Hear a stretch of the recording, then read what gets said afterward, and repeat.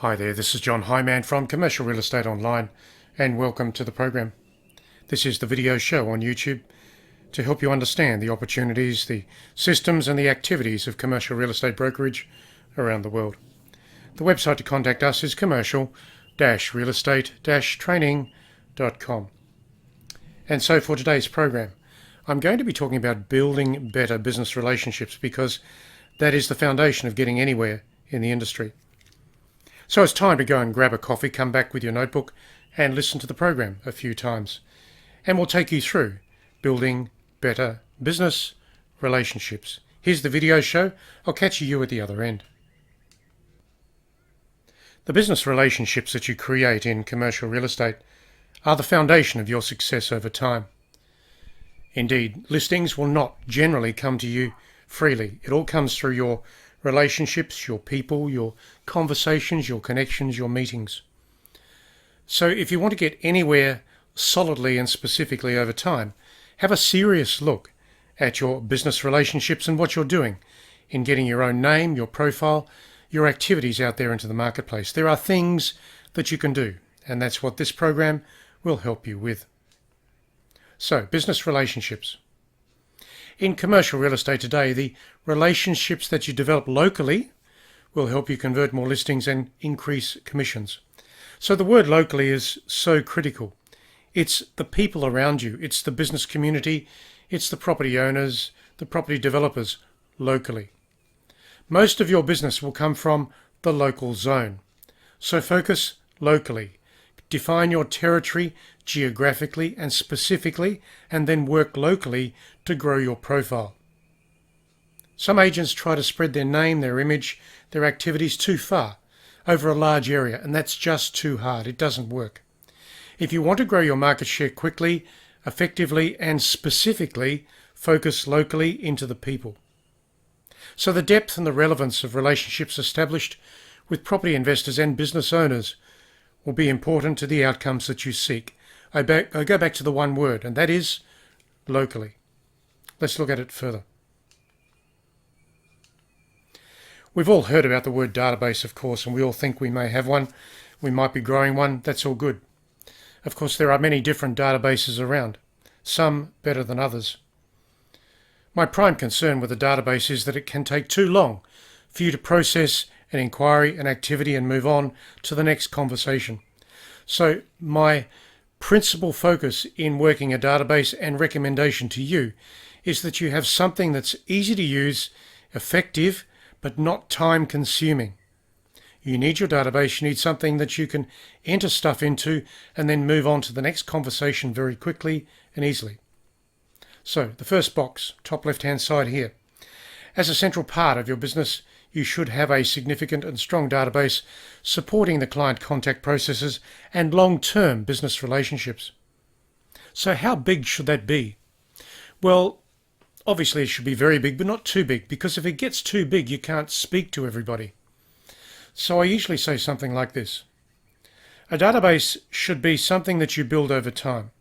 If you can put 5 new people into your database every working day, 5 days a week, over a 90-day period, that turns into about 300 people. So if you continue that logic, at the end of the year, you're going to have about 1,200 people in your database. And during that time, you will have created opportunities, leads, sales, leasing activity, maybe property management, whatever you need, but it will be there in those 1,200 people. Is that enough for you to create business over time? Of course, providing you're working the database and you're going back into that list of people consistently over time.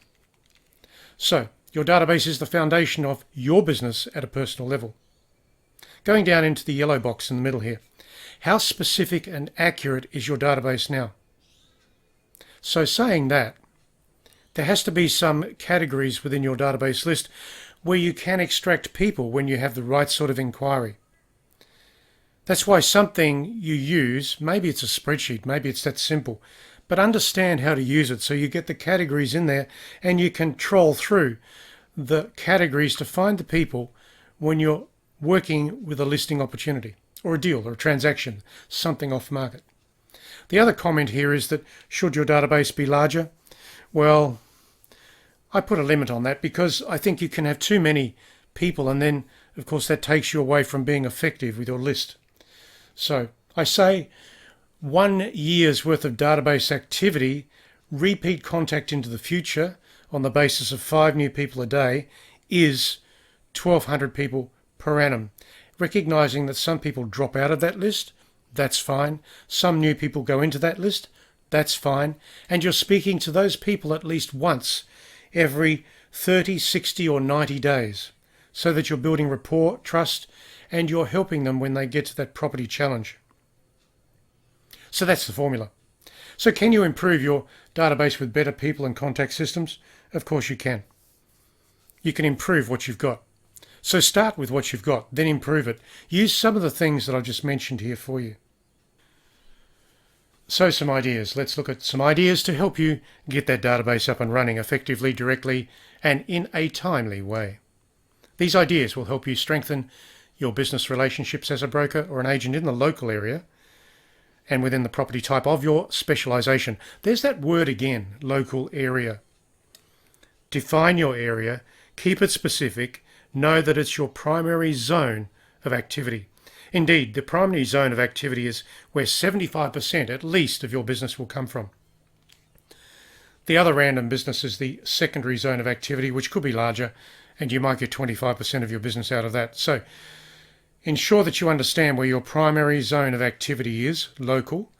75% of your business will come out of there, and then work it deeply. So the research. Do your specific research into the territory location and within the property type.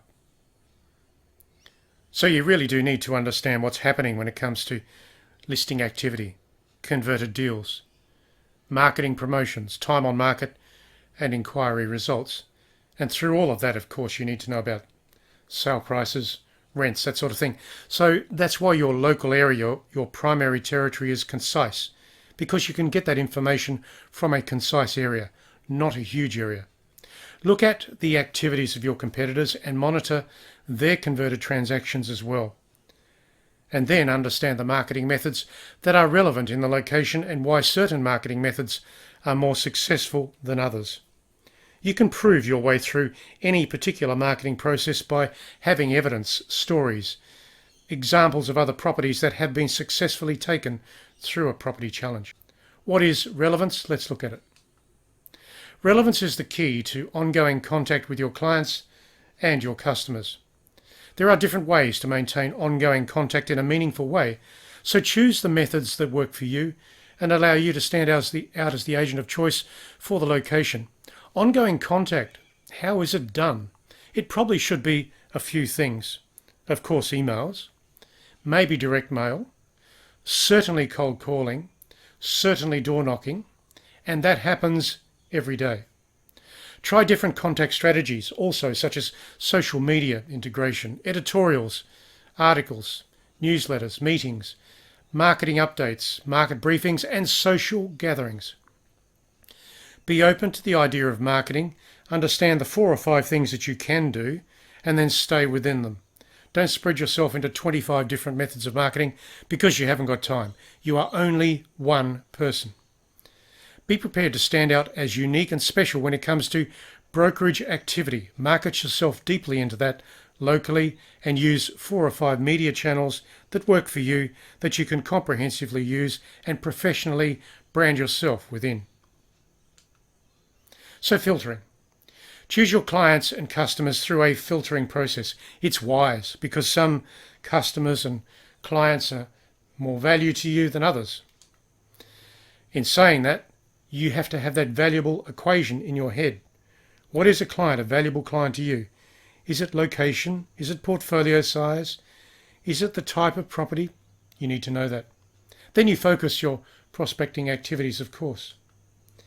When you drill down into a property type, you will find that certain market segments and property types will be more active than others. That's another thing to watch. So assess the levels of competition that apply within the property type in your local area and understand how you can grab your slice of the action. Your slice of the action will be in your local area. Put yourself into your local area, market yourself accordingly, and do it deeply. Prospecting is not a random process. It's comprehensive, it's repeating, it's deep, it's meaningful, it happens every day. If you're looking at some sort of problem in your industry, for example, not enough listings, or maybe you're not converting your business, it comes down to the fact that you're not talking to enough people. And that in itself is a problem driven by previous habits. A lot of agents struggle with their previous bad habits, which take them away from the good habits that they must have. So, look at your habits, understand the ones that are simply distracting you or taking you away from the things that you should be doing. You know what you should be doing. Look at it. Let's go forward. Targets. Establish your contact targets when it comes to new business activity. Your targets are perhaps the VIPs, but they will be there. Who are your contact targets? Maybe within your database you've got a group of VIPs of maybe 30 to 40 people. That's fine. You work them doubly deeply. That's an unusual phrase, but it works. Doubly deeply. What you're doing there is to get to those people more frequently, more deeply, so that you can open up their opportunity for you and, of course, help them more relevantly. Determine the levels of business that you do require to achieve your commission or listing budget for the year. And then look at the customer types that could help you achieve those goals. So you match yourself into that. How many listings do you need each year on perhaps a 75% exclusive listing conversion to get the commissions you want over time? Reverse that equation and that will show you how many listings you need per week. Perhaps it's one, maybe it's 2 listings. It really depends on the size of the listing bank, the size of the property type that you're working with, the property types, the turnover of those property types. Let's go further. Establish a VIP process and segment those VIPs within your database so that the high quality customers you identify can be contacted at levels of greater frequency and in ways of higher relevance. You want to stand out as the agent of choice. That's why the VIP list is so important, but relevance sits firmly within that. So let's look at some messages here for you in taking your business forward. The message here is that relationships are central to the growth of any brokerage database and the individual broker performance. Now, over time, relationships can be enhanced through specific strategies. They are contact strategies. Determine the strategies that are more effective for you, given the ways in which you like to undertake your business, your working day, your working week, that sort of thing. Now, contact strategies, I'll go back to my comments of earlier, should be something like lifting the telephone solidly for a period of time every day. I say at least 2 hours, maybe 3. Then there's a period of time each day where you get into your marketplace and you drop your business cards at businesses within your business location, your primary territory of focus.